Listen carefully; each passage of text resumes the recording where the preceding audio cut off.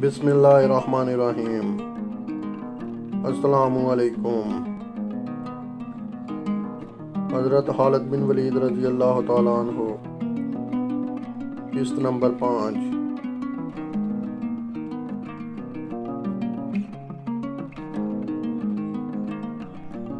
حضرت خالد بن ولید اس طرح کے بہت سے کام کرتے تھے کہ جن پر لوگوں کو اعتراض ہوتا۔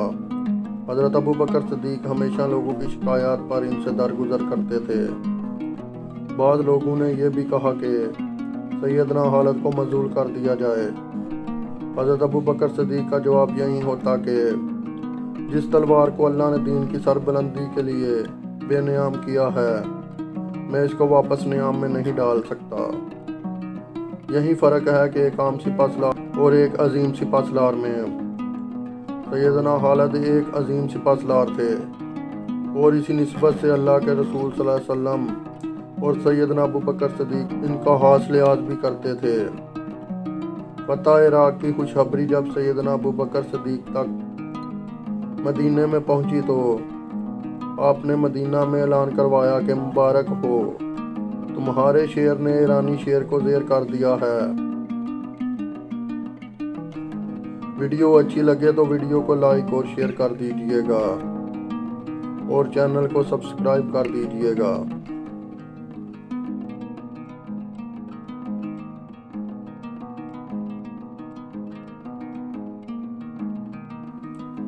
یہ وہ وقت تھا کہ جب حضرت ابو بکر صدیق نے شام میں بھی مہم جوئی شروع کر دی تھی۔ مسلمان دستوں کو یہ حکم تھا کہ صرف جاسوسی کریں، زیادہ آگے تک نہ جائیں اور جہاں تک ممکن ہو تصادم سے پرہیز کریں۔ لیکن جب حضرت خالد کے کارناموں کی خبر مسلمانوں کو پہنچی تو قدرتی طور پر شام میں مسلمان کمانڈروں میں بھی کوئی معرکہ سر انجام دینے کا ولولہ پیدا ہوا۔ نتیجہ یہ ہوا کہ مسلمانوں کے وہ دستے کہ جو شام میں گئے تھے رومیوں کے گھیرے میں آ گئے۔ شام اس وقت بازنطینی سلطنت کا صوبہ تھا کہ جس کا مرکز قسطنطنیہ تھا۔ حضور صلی اللہ علیہ وسلم قسطنطنیہ کی فتح کی بشارت بھی دے چکے تھے۔ آپ صلی اللہ علیہ وسلم کے مطابق جو فوج اس کو فتح کرے گی وہ جنت میں جائے گی اور جو امیر اس کو فتح کرے گا وہ جنتی ہوگا۔ لہٰذا جس طرح مسلمانوں کو ایمان کی حد تک یقین تھا کہ وہ ایران پر قبضہ کریں گے، اسی طرح مسلمانوں کو یہ بھی یقین تھا کہ وہ بازنطینی سلطنت پر بھی قبضہ کر لیں گے۔ یہی وجہ تھی کہ سیدنا ابو بکر صدیق نے دونوں محاذوں پر بیک وقت لشکر روانہ کیے۔ حضرت خالد اس وقت عراق میں تھے۔ وہ مسلمان کے جو شام گئے تھے دشمنوں کے گھیرے میں آ گئے اور انہیں کمک کی ضرورت تھی۔ تب سیدنا ابو بکر صدیق نے خط کے ذریعے سیدنا خالد بن ولید کو حکم دیا کہ عراق کا محاذ دوسرے صحابہ کے حوالے کریں اور شام میں محصور مجاہدین کی مدد کے لیے روانہ ہو جائیں۔ سیدنا خالد بن ولید کو جب یہ خط ملا تو انہوں نے پھر ایسا کام کیا کہ جو جنگی حکمت عملی کے تحت ناممکنات میں سے تھا۔ کوئی جنگی حکمت عملی کا ماہر یا سپہ سالار وہ کام کرنے کا سوچ بھی نہیں سکتا تھا۔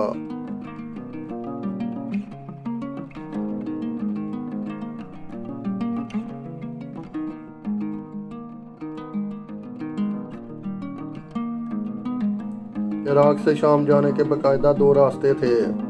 ایک راستے پر رومی قلعے بنے ہوئے تھے اور وہاں سے بغیر جنگ کے گزرنا ممکن نہ تھا، اور دوسرا راستہ بہت طویل تھا اور وہاں سے شام کے مجاہدین تک پہنچنے میں بہت زیادہ وقت لگ جاتا۔ ایک تیسرا راستہ ریگستان سے ہو کر جاتا، مگر یہ راستہ کوئی بھی استعمال نہ کرتا کیونکہ یہ انتہائی خطرناک تھا۔ کوئی بھی فوج یا قافلہ اس راستے سے گزر نہ سکتا تھا کیونکہ اس راستے میں پانی کا ملنا محال تھا۔ گرمی میں راستہ بھولنے کا اندیشہ بھی تھا اور بھٹک جانے کی صورت میں موت یقینی تھی۔ سیدنا خالد بن ولید نے اسی خطرناک راستے سے گزرنے کا فیصلہ لیا اور پھر وہ کام کیا کہ جو عرب کی تاریخ میں اس سے قبل کبھی نہیں کیا گیا تھا۔ ایک برا عرب کہ جو کئی برس پہلے इस रास्ते से गुजरा था। इसको फौज का रहनुमा या गाइड बनाकर पूरी फौज लेकर इस रेगिस्तान में दाखिल हो गए। कई रोज़ की शदीद मसाफत के बाद कि जिसमें धूप की शिद्दत से वो बूढ़ा अरब भी नबीना हो चुका था, कि जिसके बायस पूरी मुसलमान फौज के तबाह होने का खतरा पैदा हो गया था। आप हैरत अंगेज तौर पर बिलाहर शाम जा पहुँचे।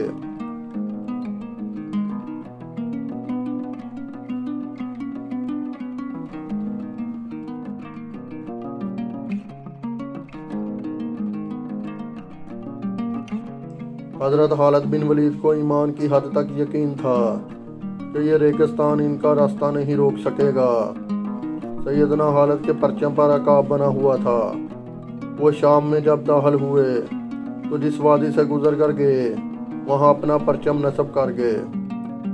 आज तक इस वादी को सनीता अल अकाब कहा जाता है, यानी अकाब वाली पहाड़ियाँ।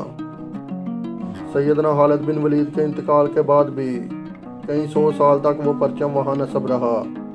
अब्बासी खलीफा मकसम जब इस इलाके से गुजरा तो किसी ने इसको झंडा दिखाया कि जो किला पर लगा हुआ था। इसको बताया गया कि ये वो झंडा है कि जो खालिद ने अपने हाथ से लगाया था। तो खलीफा इसी जगह पर उतरा, इस झंडे को बोसा दिया और अपनी तमाम फौज को हुक्म दिया कि जो कोई भी इस इलाके से गुजरे इस झंडे के एहतराम में बाअदब पैदल गुजरे। इसके बाद जब मुसलमानों का ज़वाल हुआ तो वो झंडा भी अपनी जगह से उखाड़ दिया गया। ये खालिद बिन वलीद का वो शानदार कारनामा था जो तारीख़ इस्लाम के औराक में सदियों तक सुनहरे हरूफ से लिखा गया।